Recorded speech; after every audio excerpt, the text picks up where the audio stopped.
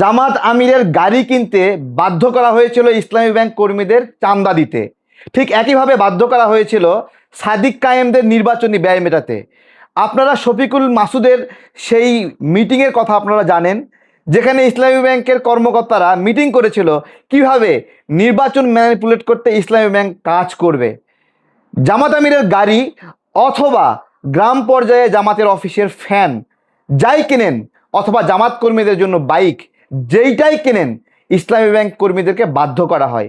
এমনকি তাদের যে মাহফিলগুলো হয়, জামাতি ইসলামের মাহফিল যেখানে মিজানুর রহমান আজহারিরা আসে, এই চট্টগ্রামের অনেক লোক বাদ দেওয়া হয়েছিল চাকরি থেকে, তাদেরকে 2 থেকে 3 হাজার এমনকি 5,000 টাকা চাঁদা দিতে বাধ্য করা হয়েছিল।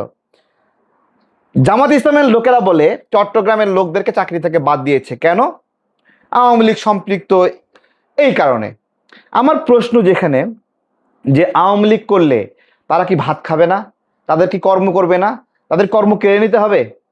তারা বলে চট্টগ্রামের লোকদেরকে বাদ দিয়েছে, কিন্তু আমি তো দেখলাম ভোলা, টাঙ্গাইল, বরিশাল, দিনাজপুর বিভিন্ন অঞ্চলের মানুষকে বাদ দেওয়া হয়েছে। এই বাদ দেওয়ার তালিকায় প্রতিবন্ধীও আছে। একজন প্রতিবন্ধী তার মেধা এবং যোগ্যতা দিয়ে বিশ্ববিদ্যালয় থেকে পাশ করেছে, তাকে বাদ দেওয়া হয়েছে। জগন্নাথ বিশ্ববিদ্যালয়ের শিক্ষার্থীকে বাদ দেওয়া হয়েছে, চট্টগ্রাম বিশ্ববিদ্যালয়ের শিক্ষার্থীকে বাদ দেওয়া হয়েছে, কুমিল্লা বিশ্ববিদ্যালয়ের শিক্ষার্থীকে বাদ দেওয়া হয়েছে। অর্থাৎ কাদেরকে তারা বাদ দিল?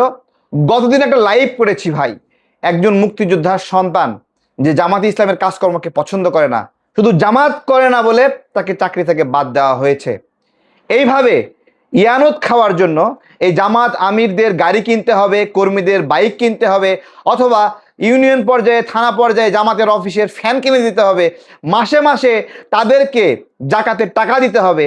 সেই কারণে ইসলামী ব্যাংকের দখলটা তাদের খুব প্রয়োজন।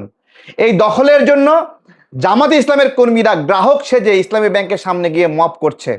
আমি বলেছিলাম আপনাদেরকে যে মুরগির রক্ত মেখে হাসপাতালে ভর্তি হয়ে ইসলামী ব্যাংকের পরিচালকদের বিরুদ্ধে মামলা দিয়েছিল। সে কথা আপনারা ভুলে গেছেন? আপনারা ভুলে যাননি।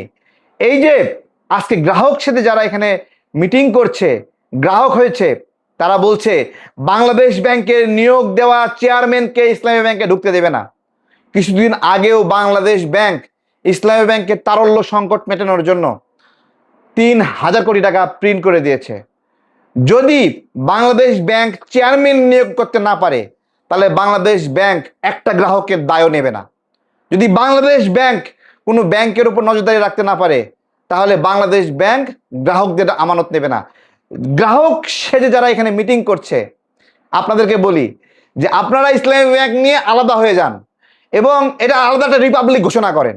বাংলাদেশ ব্যাংকের কোনো দায় নেবে না।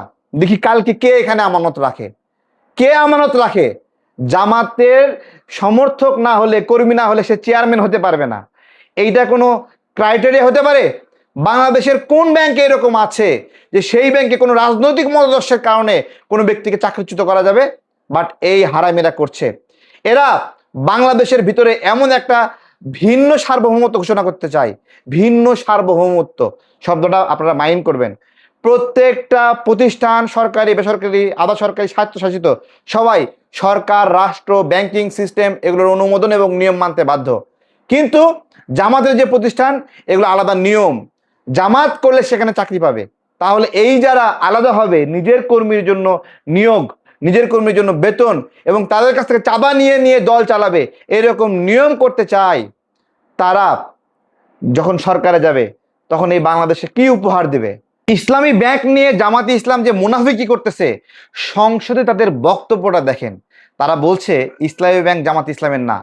অথবা এই ব্যাংক নিয়ে জামাতের আমির বলেছিল যে তাদের কোলে জামাত ইসলামের ইসলামী ব্যাংক নাকি ফিরে এসেছে।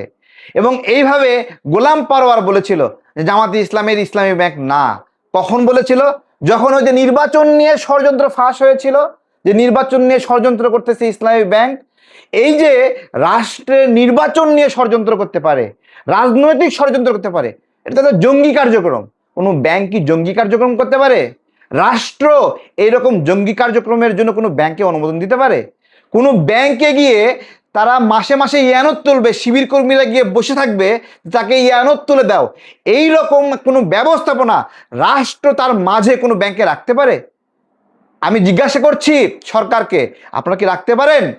রাখতে পারেন না। রাখতে পারেন যদি এইটা বলে দেন যে এর কোনো দায় বাংলাদেশ সরকার নেবে না, এর কোনো দায় বাংলাদেশ ব্যাংক নেবে না, যখন দায় নেবে না, 1 ঘন্টার জন্য এই ব্যাংকে কোনো আমানত থাকবে না, 1 ঘন্টার জন্য বলবে যে এই ব্যাংকের দায় আর বাংলাদেশের না, কেউ আমানত রাখবে না, তখন দেখবো যে জামাত ইসলাম কি হবে।